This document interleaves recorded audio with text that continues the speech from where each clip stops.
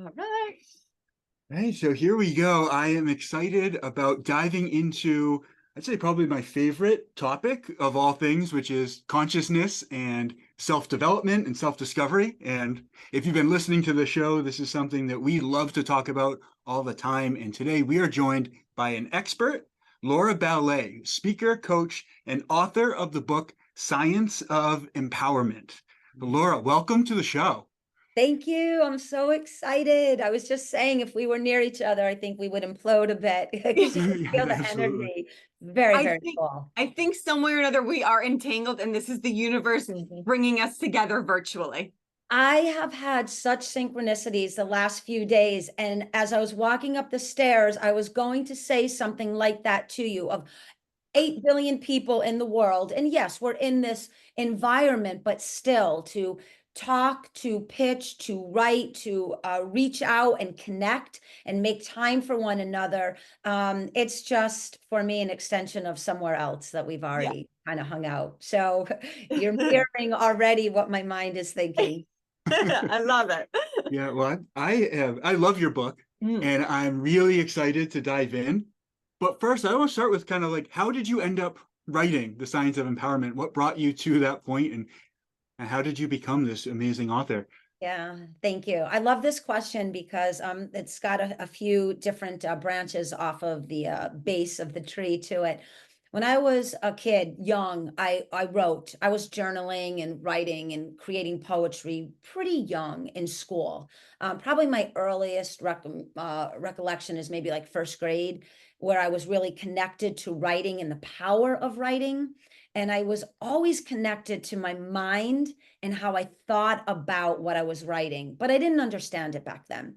Number one. Number two, when I was 14, my mom and I still talk about this. I told her I was going to write a book that would change the world one day. And of course, cool mom being, yeah, good. Why are you waiting? Write it now. Good luck. Of course you will. So that, and then the third, but most important is always a heartfelt acknowledgement to my brother, Chris. He's a former USA gymnastics coach, and he was working mindset before it was like the cool, kind of sexy, lean into thing to do. And he created the formula, the J3 equals E. And I started watching him use it on clients, but they were all humans that were already primed for excellence going into Olympics and high baseball players, tennis, Olympic losers, that kind of thing. And I was wondering what would happen if everyday people applied this formula. And I started talking out loud to him a lot. He moved back from traveling the country and moved back here to Connecticut. So we were close again. And he would just say, sister, we don't call each other Christopher and Laura. It's brother and sister our whole lives. He'd be like, write the book. This genius part of your mind is in there. Stop talking and start writing. And finally, one day I just sat down, and 5 years later, the science of empowerment was born and mind development. And then as people started reading it, they would reach out and they're like, can you coach me on this? And then speaking, and then the rest of it all unfolded. So it was really my family and a few of my closest friends, but really my brother who saw something in there and, really reflected back that little genius part that we all have. Mhm. And he just wouldn't let it go. And then finally, I'm like, okay, I'm going to do it. So it It's was amazing what my we're baby capable. brother. Yeah. That's awesome. It's amazing what we're capable of when we just get out of our own way and allow it to emerge. Yeah, not being so limited by whatever the words are. I don't use the word fear, but just the blocks, these energetic and emotional blocks. And we all have this very unique lexicon, right? We have this language, our love language and our spiritual language or our religion language. And we have this way of locking us into this cage. And we just have lost the ability to kind of fly free. And so I think it's quite amazing what the two of you do and really bringing knowledge and information and insight and perspective out into the world. And that's certainly why I wanted to do what I wanted to do, right? We all have something, I think, fabulous to say. And just say it and do it and live it. It's way too short to stay limited. I love that. I get full body chills up here. Oh my gosh, so excited. Yeah, such a great message. Do you mind, could we start maybe with the formula and then kind of go from there? Because I think it would be helpful to Yeah. explain that Yeah. to people. Lay down some groundwork. Yes. Yeah, and I know you guys are looking over the ebook, but the new version of the book has a bit more explanation into Okay. the formula. So what's really cool, it's 5 principles that my brother created when he started working with Olympians, and he started to really hone in on, like, what is their energetic connection to their mind, and how is it working, and what allows someone to really have that mastery or that discipline over, right, repetitiveness in order to gain an Olympic medal, right? Let's just use it for there. But all of us, again, us regular kids, we're not striving necessarily for that level, but yet we want to be the best wife and sister and husband and friend and entrepreneur, and we want to really create some achievement and success. So he has this, what we call a banner that hangs in our neuromuscular training facility, and it's loaded with these amazing words. And out of that, he started to really hone in, and he picked these 5 principles, and we worked on this together. And their awareness, willingness, accountability, critical thinking, and energy. So nothing new invented here, but it's the way that they move, the structure of the formula, that when you are up against a limiting thought or a challenge, and you start to ask yourself, what am I aware of in this present moment? What am I willing to do? Where is my accountability? How do I suspend emotionality for a moment? Because usually emotionality has a lot of reactive patterns to it. And how can I critically think my way through, i.e., higher level, higher, right, positive intelligence, and now energy. And encapsulated in that 5th principle is my favorite: negative, positive, neutral. Which one are you? So now I've kind of coined this phrase: you can move into the power seat of choice of energy, which then circles all the way back around to your awareness. Am I being negative with how I'm perceiving this challenge? Am I being negative in my unwillingness? Certainly my accountability, ooh, we get a little, like, right, snippy about that. We don't want to take that on, right? Critical thinking, ooh, wait a minute, I can start to neutralize. I'm feeling a little bit more empowered. Ooh, energy. Now I understand that positive energy can really reinforce new patterns, new behaviors, new habits, i.e., create a new personality, so that we can actually elevate and evolve our present condition. So the formula is very simplistic, really applicable to everything. And I can certainly tell you a story eventually about our little ones that we train at our facility. So this is not complicated. It's allowing yourself to be open to the formula working with you to tap into that higher part of you. And once you do, it changes everything. Wow, you described that beautifully. And I love how you correlated all of these thoughts with emotions and feelings. That is so important in the body. We live very much in an analytical world. Think, but we're forgetting, I think, the most important part, which is to feel. How do these thoughts and thinking make you feel? Because the body is so somatic, and we're here in this third dimensional reality, gifted with senses. And one of those senses is to feel what's going on in the body. So I'm so grateful that you brought that up, because I think that that's a big distinction. It is, and I think it's also like a power skill to have this discernment on what am I feeling, and Mm, is it based from what I call like, we become these walking algorithms, right, of someone Mhm. else's thought processes, mostly our grandparents, our parents, school, politics, educational system. Okay, beautiful. But now as we move into that power seat of choice and we really become educated on our own genius, now we get to look at, what am I feeling and why am I feeling that? And what is that feeling based on? For most of us, it's certainly based on history and not present moment, and Mhm. certainly not what we can create for that next moment in the future. But feelings are strong. They're a beautiful indicator. Emotionality, I mean, without it, we wouldn't be human. I just think there's a way to power up the feeling and the emotions and learn how to recalibrate from past negativity into more positive outcome for the future.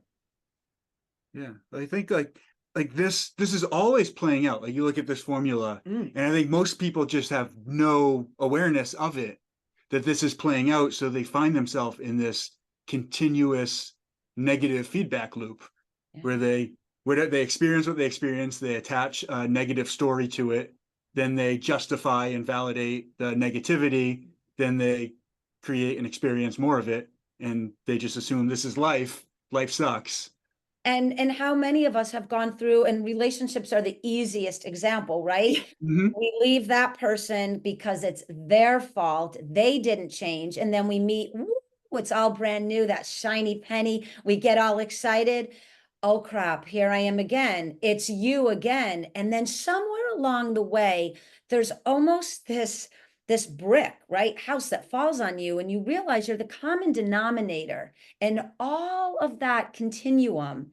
And that's really, I think, what so many of us are missing, this connection to a reflective mechanism that's already built in, but we ignore it because the patterns overload that ability within ourselves. So Mhm. it's so much easier. I write about that in the book. If we're really actively blaming and looking outside of ourselves, we leave very little room to self-reflect and to grow. And the minute we move outside of that comfort zone and we really take accountability, right, to what we're aware of, what we are starting to become willing to do, we take that emotional charge out of it. We choose neutrality as an energy base. I call it a resting ridge, right? And it's also a superpower. Now I'm going to stop blaming you. I'm going to ask myself at the beginning of our conversations, what am I aware of? What am I repeating? What am I doing that's triggering that person? And then when they have that ability to say, whoa, thank you. But what am I also doing that's triggering you? Now we start to have this beautiful kind of alchemy that starts stimulating evolution between our relationships. But it's not a simple, right? Mhm. Mastery. I understand that. It's a practice, but oh boy, is it life-changing when we move into it. Absolutely. It's simple and complex. There's a complexity to Mhm. it. I love that. What you're describing so beautifully is this dance. I mean, everything in this world is based on relationships. It's relative. That's how we know and can learn through. And I mean, how brilliant that the creator, universe, God, source, whatever you like to call it, gave this feedback to us. It's like you want to know about yourself and learn and figure out what you truly value, what innate, unique capabilities are for you to provide, service to yourself and service to others. But we're just on autopilot and All of us. pretty much Mhm. asleep most of the time. But I think what you're so beautifully describing is truly being present in Yeah. every moment, like listening, being observant. And it's a practice, right? And that's okay. No one needs to master this the next day after listening to this podcast. It's becoming more aware of the way that you speak to people and how they're speaking to you and reaching that place of neutrality. Boy, what a powerful place that is. And again, it's this reflective contrast that helps us grow and become more, I think, connected, certainly to ourselves, the most important relationship in the world. And I talk about this all the time. It is not egoic, it is not self-centeredness.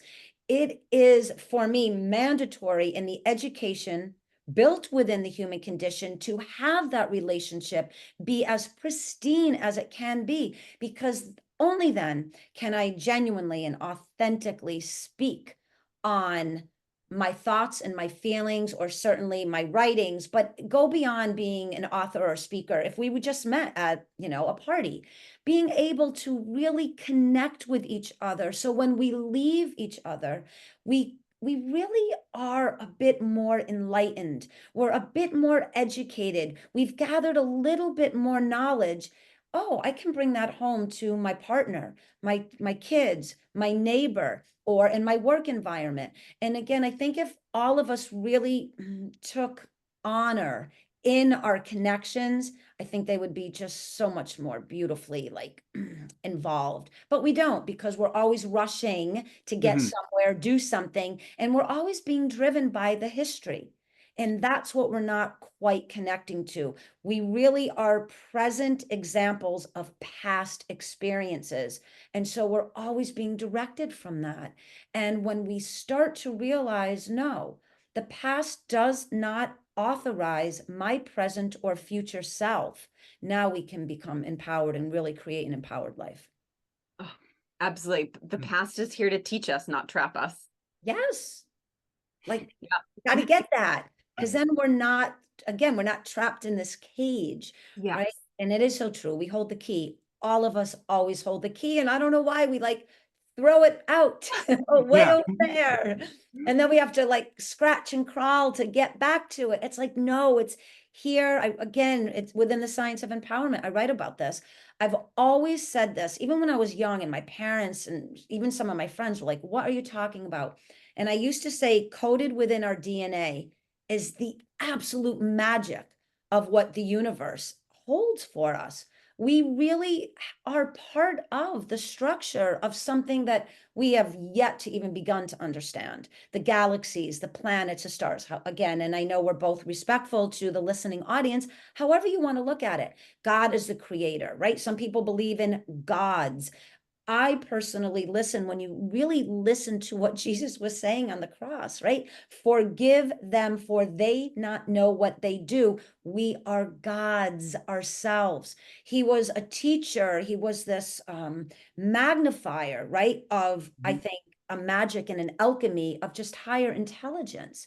So however we're looking at it through religious lens, spiritual lens, consciousness lens, universal, for me, it doesn't matter. Listen to the almost the geometry of language and use it to up level and empower your own experience and those around you. And I think we'd have a much better world. Yeah, Could not agree more. absolutely. Yeah. I think so much of it, I know it kind of it sounds like a cliche at this point, but so many people are just not awake. They're And not. they're stuck in this story. Like you said, they're living in the past. They're living in this story that they created to make sense of their life, but they're missing the present moment. And like this is something we talk about a lot, just almost like checking in and seeing like, are you awake right now? Like, or because it's so easy to just slip into a pattern and like a subconscious program that you've been running and start doing things that you don't actually consciously want to do. Yeah, you definitely don't. And you know, trying to tap an awakening, right, experience in someone, it does sometimes feel daunting because you're not accountable for their path. But Mhm. yet you know that as a collective global family, if more of us do not awaken, and whatever that looks like individually, but if we don't do it, we're stuck in a really like a heavy state of stagnation. And we've seen that now, whether you look at what's happened in New York over the past, now in California, and the energy of people and how they're behaving, it's quite, for me, barbaric. It brings me way back to a time when we didn't know differently, you know, way back in history. But now, I mean, you have Google. You can sit anywhere in the world. Everybody, no matter who you are, has a phone. Like, I'm feeling this thought, or I'm not feeling quite right, or I'm angry, or why am I? You can Google and you'll start to get answers that maybe can help you. But people are relying on this very animalistic reaction. And it's creating, you know, this kind of frequency of, I think, back history rather than present and forward history. But there are those, such as yourself, that are creating platforms or books or, you know, courses, educational pathways to try to tap into that sleep state that so many are in. And it really is, again, it's just a reactionary pattern, but there's something blocking the next level of awakening. And I'm not quite sure what that is. And I think that's what we're all trying to figure out together. We're trying to help the mass population be less of a sheep and more of a lion. I'll put it in that term. Yeah, I like that. Do you see this like when you look out at the world? I know you obviously pointed out that there's a lot of people who are asleep, I guess is the way to put it. But also, like, it seems to me that a lot of people are waking up, and a Yeah. lot of people are like, things are changing, and things are changing really, really fast. And in a lot of ways, it seems to me like we're being shown all the things that are wrong so that we can deal with it and sort things out. Like, do you see it the same way? Yeah, and again, it's an energetic frequency. So when you Yeah. are resonating at that level, and for those that maybe aren't into quantum or new sciences or understand all of epigenetics and all of that stuff, just think about when you're happy, you know what that feels like. And when you're Mhm. sad, you know what that feels like. And what we are conveying is there is an opportunity to feel happy more than feel sad. And how that looks to you is the discovery and the exploration into your own evolution. But you can read a book, you can listen to a podcast, you can start to attract people that are thinking that same way. So in my world, it's all I circle around, right? It's because it's all I do. It's how I think, it's how I feel, it's how I move through. I consciously reach out to the universe and ask for those alignments. I feel deserving and worthy of them, but I've done a lot of work to get there. And I'm sure you both know or have insight into we can't ask for something if we're not resonating with the feeling of it, right? One is a thought and one is a magnet, and they have to align in order to attract the actual experience. But yes, in my circle, certainly it is just rocketing Mhm. at kind of at this movement that you can't quite keep up with.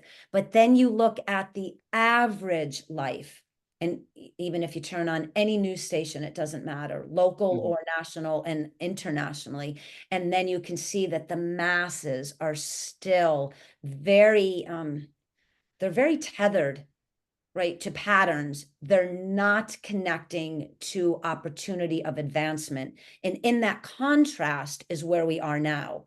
So Yeah. yes, we're getting these amazing, brilliant minds that are thinking, forward thinking, and we're really trying to like bring up the level of that lower vibration. There's nothing wrong with it. That contrast is that's to me where the power is in the contrast. Yeah, that makes Like, so much sense. What would you say to people? 'Cause I'm sure there's so many people that was like, it's easy for you to be positive, but you don't know what my life is like.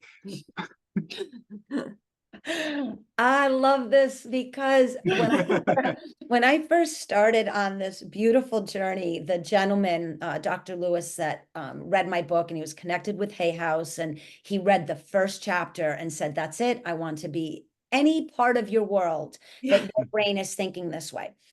And we did like a very impromptu in my backyard by the garden. We did this really cool, I guess it was a podcast at the beginning. And he said, "Look at you. Everything in your life.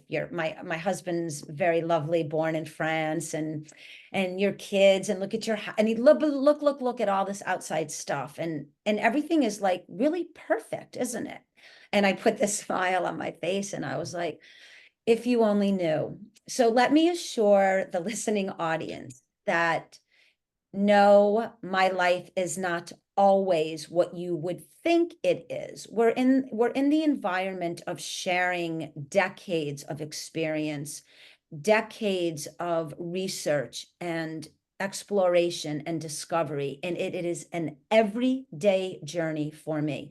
I am always being challenged, and I think the higher your frequency moves, and the more educated you become in your own evolution, the responsibility for collective elevation is magnified. So you look at challenges differently than the average person. So I am always being challenged. I'm always being pulled back into the reactionary patterns because I'm human. What differentiates me, say, from someone else is that I have a skill set. I have a formula that reminds me that I do not have to settle for that state of complacency, that I have the ability every moment to choose how I move through this experience. So it's a training, like everything in the gym, like a muscle. I train my mindset to always be one step ahead of the consequence. Therefore, I never have to experience a negative consequence. And that's the differentiation. But I have a 20-year-old that still lives at home. So there you go. Okay, first off, you do not look like you would have a 20-year-old. You look fabulous. Thank you. Yes. Side note there, but yeah. Yeah. So, and I have another one too that's out. And so when you have children, number one, there's no way to ever master this level of positivity. It's always this beautiful kind of recalibration of the present challenge at hand. But what empowers me personally is that I understand that I don't have to connect to anything that makes me sad or unhappy or uncomfortable. I have the education and again, the skill and the formula to move through those challenges. And I write about this in the book, Excuses Are Unnecessary. All my clients know, don't bring them to me. I'm tough. Don't bring them to me because it's limiting you. And now as I move through, like, you'll go through your first few sessions, but I just have a new client now. By the third session, she went to say something, immediately caught herself, recalibrated it, and boom. And now everything is shifting for her because she realizes it's me, my mindset, my thought processes, my power seat of choice, no one else's. And so it's really quite amazing. Beautifully said. That's amazing. I feel like exactly what you're describing is raising through the levels of consciousness.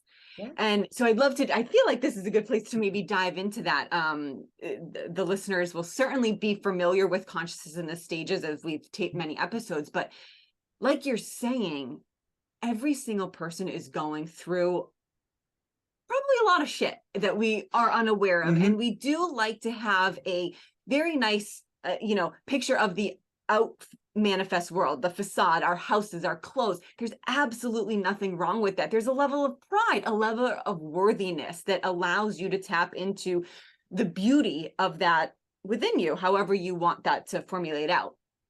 But being trapped or at least stuck or tethered, as you so beautifully used that word, which I don't use it often. I might take that from you, Laura, if you don't mind. Tethered is a wonderful word.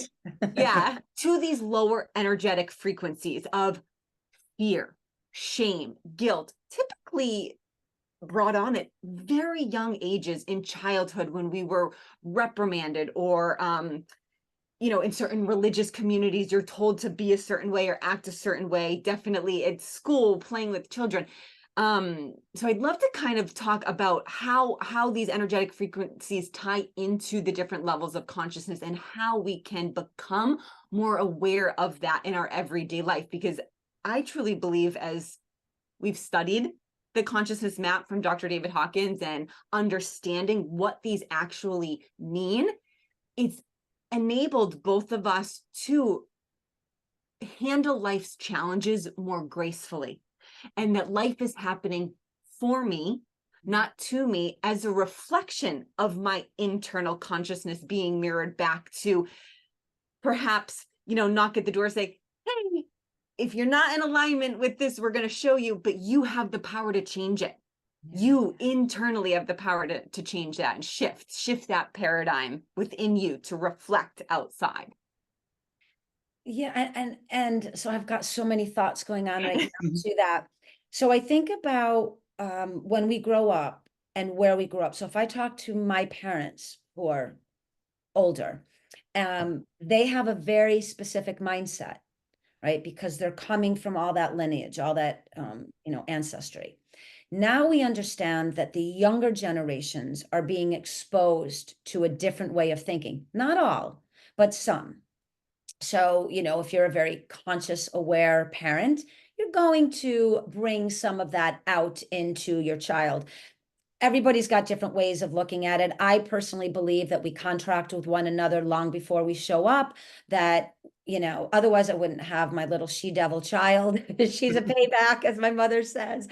But I think what happens is some of us have fear that if we open up to a new level of education or knowledge, that somehow it's tricky, or it's magic, or it's not for me, or I've been a religious person, but that didn't work for me. But now I'm getting a little bit more geared up towards a spiritual belief system, but that feels uncomfortable. What I always say to everyone, no matter how you feel, no matter what level you are residing at in the moment, as long as it's nothing hurtful or harmful, suspend all the doubt. That's like my phrase, suspend it all and explore. What you will discover will be exactly what you need to either solidify the negativity, the patterns, and the fear, or it will actually propel you forward. And no matter which one it is, guess what? It's exactly what you need again to explore and to discover. Well, why am I solidifying that belief and that pattern? Now I've got to go deeper. There's something deeper at the root that even if I bypassed it and went into a positive state and I started to think I was more consciously evolved, that root energy would absolutely overtake the illusion of where I think I am, and I'd have to come up against it again. So I really think that if people would just give themselves, as you said, give yourself some grace, right? Take a compassionate step back and understand that if your mind is starting to think a bit differently, if you're starting to feel what, the butterfly effect a little bit, which can be anxiety a little bit, but it also could be an excitement that there's something beyond who I've always been, what I've always involved myself in, and why I've chosen that way, right? I think, Dan, I've heard you say in some of the podcasts, why are we the way we are? What is it beyond that? I, for me, I don't understand not exploring the realm of all that is possible. And I don't mean that as a judgment against others. I mean it as an invitation to others. Go forward, go past your present condition, see what is there, and really learn that the levels of consciousness are just you tapping in to another aspect of yourself.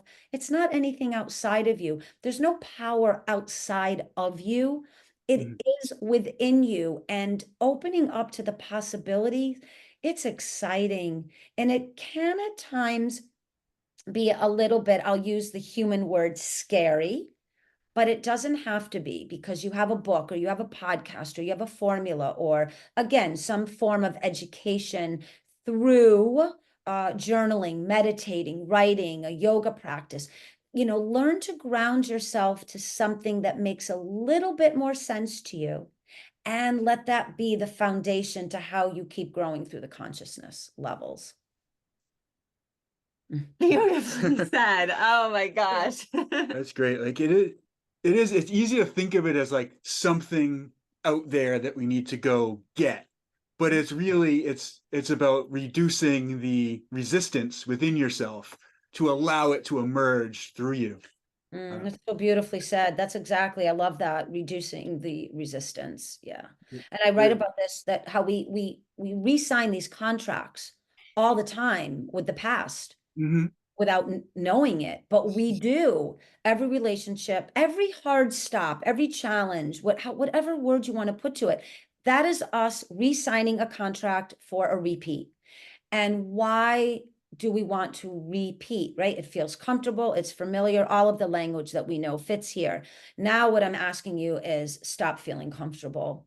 There is no brilliance and genius in being comfortable. There is no higher level of understanding. There is no gained insight and wisdom and knowledge in that comfort zone.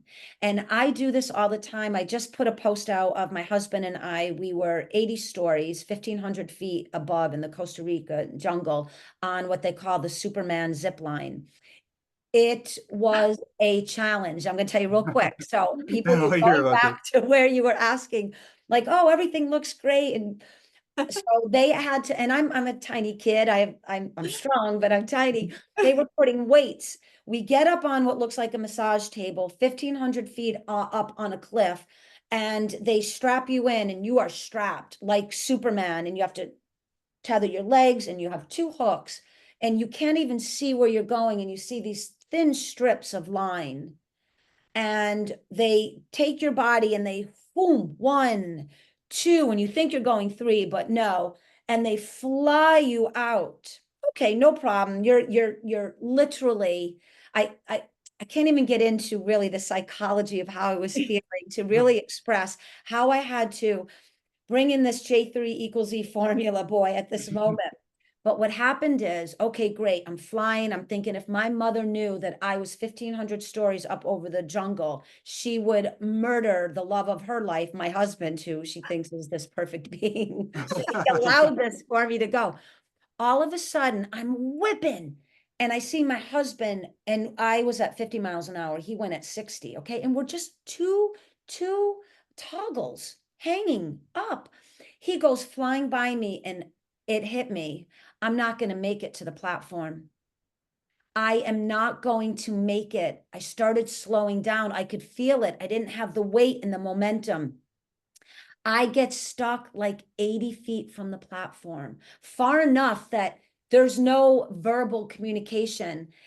Bruce does not know because he's getting untangled from the everything. And I found out later the gentleman is like, don't worry, we've got her, don't worry. And he's like, what do you mean, don't worry? And he looks because he's thinking I'm coming in, and I'm suspended out in the middle of the sky like a little bug, and the wind's blowing, and they told me don't move because if I go to move, you go sideways. I cannot even tell you. So this is like my new, like I was telling someone about this, and they're like, you got to do a TED talk on how you applied the J3 formula when you thought you were actually like a superhero, because that's a joke in my family. My brother and I, we jumped off roofs and all kinds of stuff when we were kids. I literally was dangling out in the middle, and I had to slow the heartbeat down. I had to come into consciousness awareness.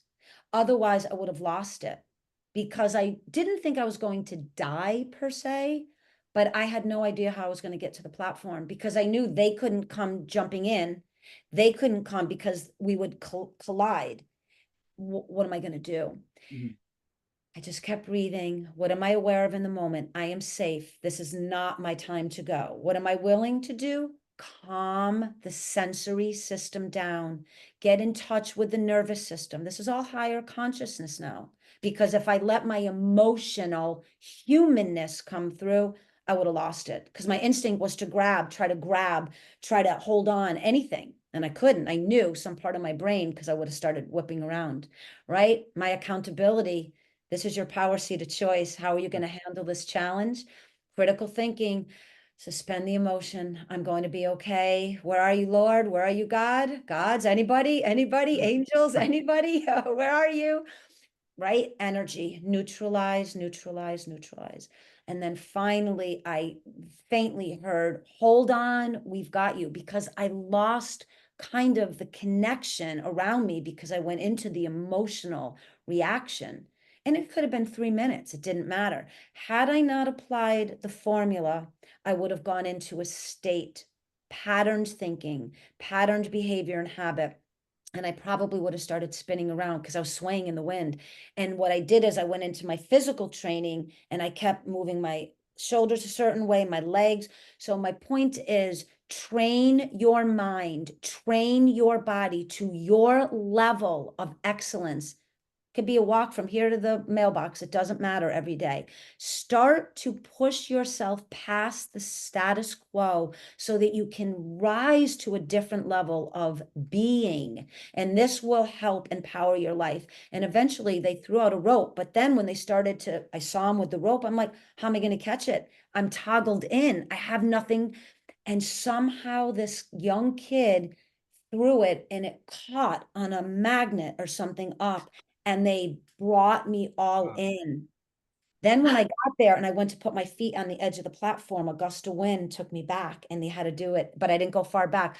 So you talk about having an experience where it's not a normal experience. So when you tell people you can handle and then fill that in as you're grounded on the earth, sitting in a chair, talking to your spouse, whatever it may be, you've got this. Because I was 1,500 feet suspended in the air, dangling. So thank you for allowing me that moment, because I had to really walk the talk and talk the walk. And I had to apply what I teach to keep myself grounded in that moment. But it really did something. It brought me to another level of consciousness awareness. And I Yeah. think we choose these. And even if we're just grounded in a relationship, but we're talking and we keep finding ourselves in that same dialogue, this is the time to really look at one another and say, okay, compassionate stop here. Let's evolve past this. We're not doing anyone any good here. Thank you for sharing What a that. great story. I can still feel it. Yeah. I can.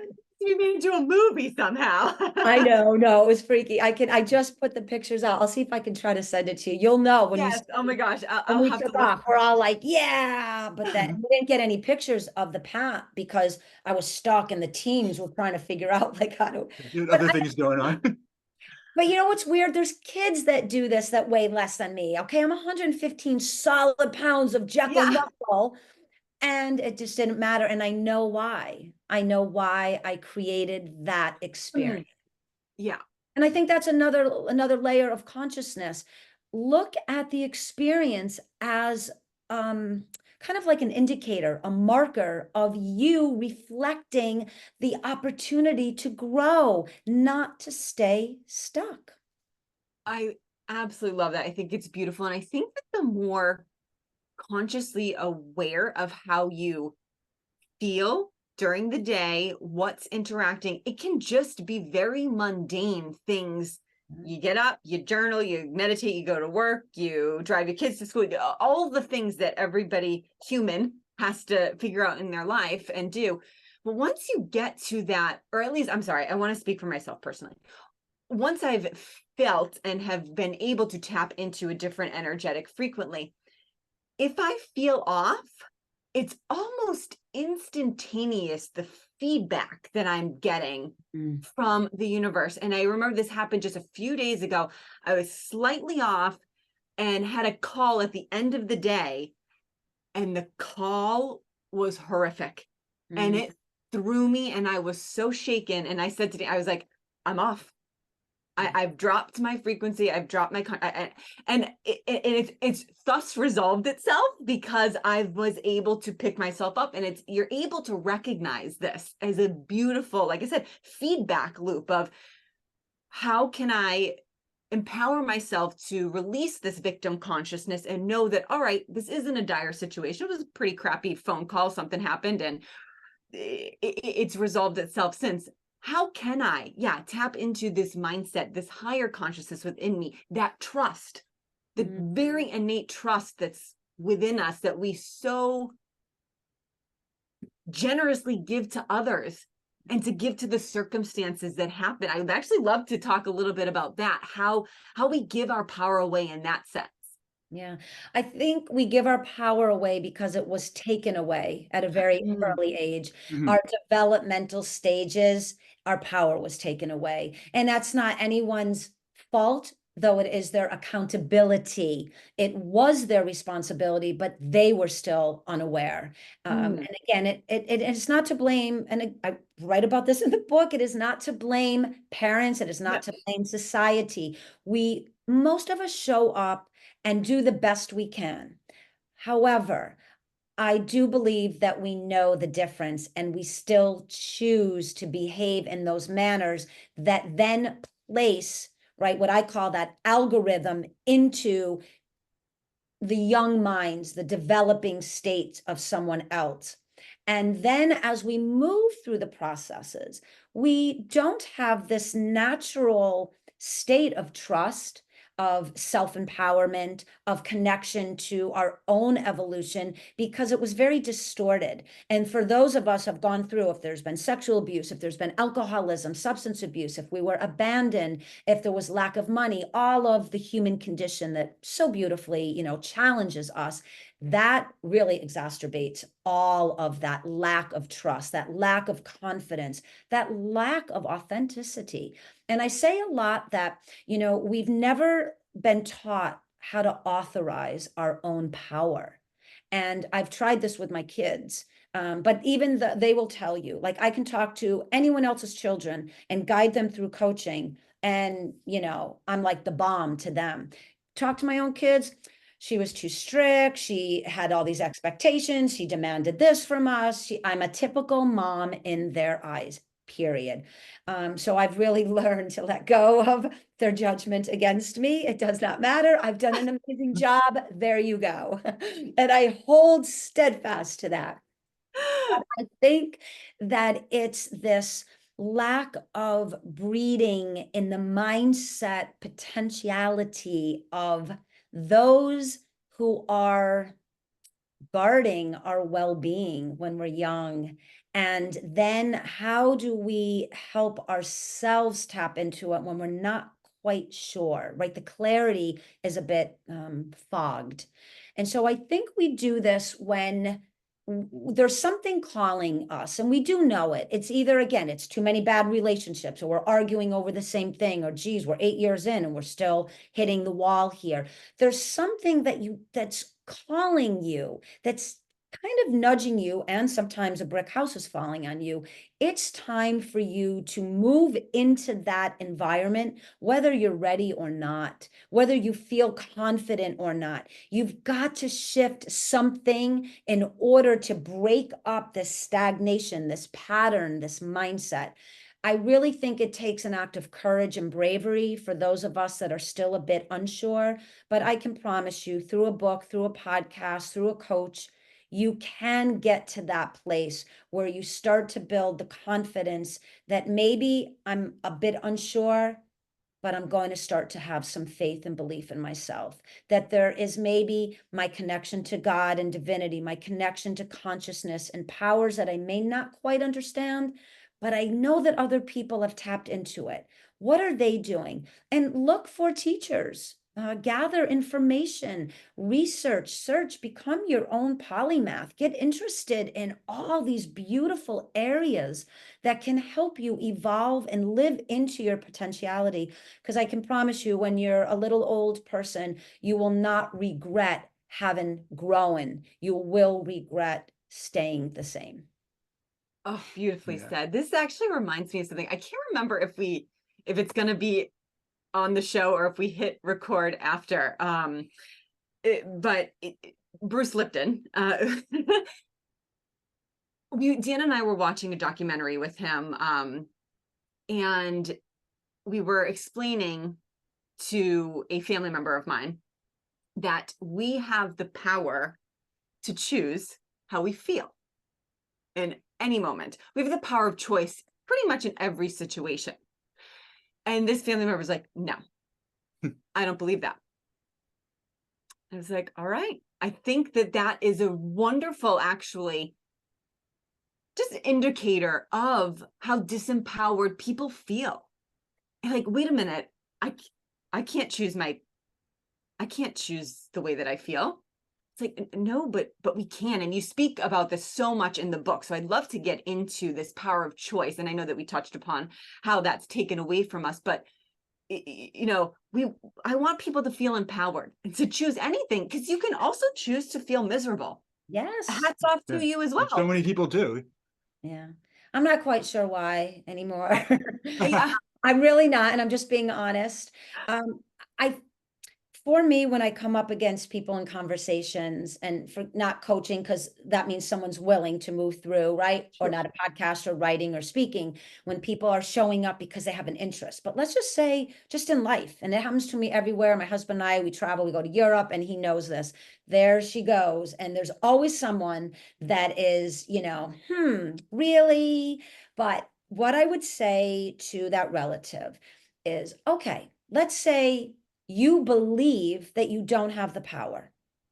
But let's say that I am an educated human being and I've taken a class from this professor who has scientifically, mathematically, emotionally proved this equation that I'm going to share with you actually gives you the power to think differently. That's all. It is proven. It is out there. I didn't create it, so don't take me as the authority, but oh God, let me send you the 12 pages of the peer-reviewed paperwork just so you know. But what would happen, Uncle Joe, if you started to think that maybe you're a bit smarter than you've been led to believe? Maybe you have a bit more power to think differently. Maybe it's not too late to become educated on something that maybe you never looked at, you never thought about. What would happen if you actually became excited to change? Not only that thought process, but who you are, how you've always showed up. Wow, maybe what would you do for your son or your daughter or your grandchild or your neighbor or your boss or your coworker? How would that feel to be that powerful that you actually could create an empowered experience with someone else? I think that would be quite lovely. I think that might be kind of cool. I would love to hear what happens when you do that. Oh my God, I can't wait to hear from you like 2 weeks from now. I'm going to call you and you're going to tell me what it felt to be empowered. Like all you can do is seed into their mindset the possibility of what they can tap into. And again, you have to maybe think about the vernacular and the lexicon, what words you're using. Maybe you have to soften the way that you're approaching maybe that opportunity. But I think I would just ask, why do you want to stay in this environment of thought? Are you truly happy? And do you really think that your purpose here was to just stay in the same place all your life through? Just maybe there's a moment of clarity or a moment of courage or bravery that you're supposed to experience. And maybe I'm here just to reflect that back to you. But I'll leave you alone now. I got to go get a drink. See you. Bye. All you can do is plant the seed of possibility and hope that somehow that being in them recognizes it for a moment. And maybe that's all it was for them. You know, Mhm. I'm not too sure. Real quickly, I was on a global panel recently talking with an author, and we were asking questions, and it's a panel of authors interviewing other authors. And there was a moment where something was said that this one author maybe didn't do correctly. And you could feel the mindset of everybody around them. But the owner of this TV show knows me and was looking at me and knows where I was going with this. And I said, well, I'm going to come in and kind of break this energy here because you all know me, right? I'm a thought energy expert and I'm an empowerment facilitator. So, what you did, author two, was beautiful. You didn't need to do what author one is suggesting. It happened and unfolded exactly. And now I will challenge you to up level the opportunity that maybe you might have some regret you didn't write about this in your first book. But as a speaker and an author and a coach and being on stages, now maybe you can do a soft exploration into what that would feel like. It's a very sensitive subject. The whole panel got it because someone was trying to disempower and hold someone in a frequency that didn't serve their future like experiences. And I kind of was like, no, that's not why we're here. So I empowered her to look at it from a whole different perspective that didn't make her feel like crap. I missed that opportunity now. I should have Mhm. done something differently. It was no, your opportunity is awaiting, pure and simple. It's awaiting. And so she was able to be like, yeah, it is. Now she was open to looking for it. And that empowers her. Yeah, such a That's beautiful awesome. example Yeah. of like with all of us in every aspect of our life. Like we don't need to have that resentment over what we did or didn't do. We can just start from this moment. We don't need to keep re-signing those same contracts and keep playing out the same thing. We can just start in this moment, the only moment that exists, and be exactly who we want to be. Yeah, because we really cannot change 3 seconds ago. It's impossible. Mhm. Oh, let me rephrase that. In our experience within the human condition of what we know now, that's impossible to go back in time and recalibrate that experience. I don't know, there might be another dimension somewhere that you can. I haven't tapped into that yet, but again, I don't think any of us would, right? Because it really is this beautiful, again, this contrast of what I did. And I did that because of who I was. And I was that person because of what was taught to me or shown to me or what I chose to believe. But now I'm awakening to a different way of thinking about myself in my experiences. And I can use the energetic structure of thought in order to recalibrate the energy of each interaction. That's my power. I get to do that as a human being. It's my birthright. I was born into physicality. Physicality allows me creation. Creation allows me curiosity and manifestation. That's my power. And nobody can dictate that. I can be influenced, but again, that's by choice. So now I choose to only be positively influenced by what I know will help advance my experiences, no longer detain positive experiences. And so the past is the past. Let it go. I only coach people who have already done a lot of the work, meaning if there was trauma and abuses and substance abuse, there's such beautiful, powerful specialist in those fields to get them there. So I really like people to come to me. They're not equipped, but they're ready. Mhm. Really ready to like create an empowered life. And I don't tell them how or what. I just continue to reflect back to them, and they get it. They get it, and in time. And I don't work with clients usually over a year because it doesn't take that long to really help someone and guide them. And then I might maintain for a year or two. I have some that they just, because I'm always growing and reading and researching, so I'm leveling up. But it's, if I can say to the listening audience, it is your birthright to live an empowered, consciously aware life. And however you choose to view that and observe that, that's the beauty of who you are and your magic.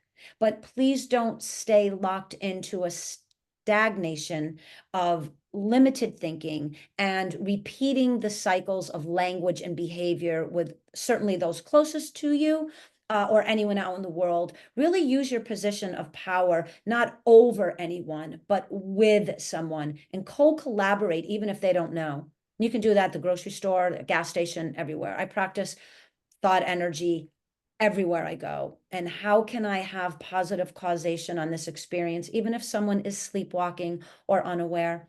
And the more trained you get, you can see that in their body, how they're taking care of themselves, how they're showing up out in the world. You know kind of where they are. So you just use that to be extra kind.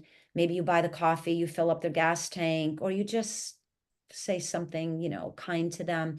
It gives them a moment to see in between the heaviness, I think, of their negativity. So I think it's important to do that. Oh my gosh, beautiful. I feel like that's such a beautiful way to wrap up this conversation that's been so enlightening for Dan and I know the audience will also feel the same. Laura, you are a gift to this world, and just so grateful that you've come on the show. But I mean, I feel like you parted in a very profound way there, but we always like to open the space up for any last words that you would like to share. But also, if you'd please let us know where we could direct listeners to better understand your coaching and to buy the Science of Empowerment book, where we can direct our listeners to get that if they so choose. Yeah, thank you so much. Well, thank both of you. So for the opportunity, I love what you guys do. I love, matter of fact, I told my husband your image on the deep, I tuned in immediately. I mean, we won't go into that now. Maybe we can have like a Zoom coffee down Yeah, definitely.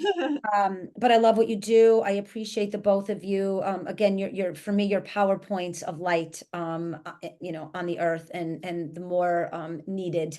So thank you for showing up for each other and being able to extend your growth and your exploration out. And yes, you can go to www.thescienceofempowerment.com. The website just has a copious amount of knowledge and wealth. Even just to read it, it will expand the mindset of the reader. There's my media page, which will podcast or get uploaded. There's all about the coaching, but really to go to Amazon and purchase the book. If you have any international readers, it's now available all over on Amazon, and we'll put the links and all that in. But I really would ask to suspend the doubt, purchase the book or the Kindle. The Kindle's like $10, and really explore your potential and your unique way of creating an empowered life. And the science of empowerment, every word, every phrase, every chapter was written with so much cognitive and behavioral and quantum energy behind it that just reading the book, you will actually spark a new level of awareness. And it's a really important read, not because I'm the author, because I think it was a gift to me. I just put it out, but it makes a difference in your life and how you start to move through it. You can't quite go back to the same way of being once you read the book. So thank you. Yeah. We can confirm the book is great and we highly recommend it. Oh gosh, yeah. And the frequency that you feel along with reading the book is also very much in alignment. And Thank you. That's just you. That's you tapping into your frequency, because you'll know the book, it's not about me. There's nothing about me in the book. Mhm. It's really an instructional manual for higher positive thinking and how to use thought energy to create an empowered life. And when you read it, you know, hopefully you're seeing yourself in there and you're tapping into that energy and you're like, I can do this. I've got this. I'm smart. I'm genius. I'm brilliant.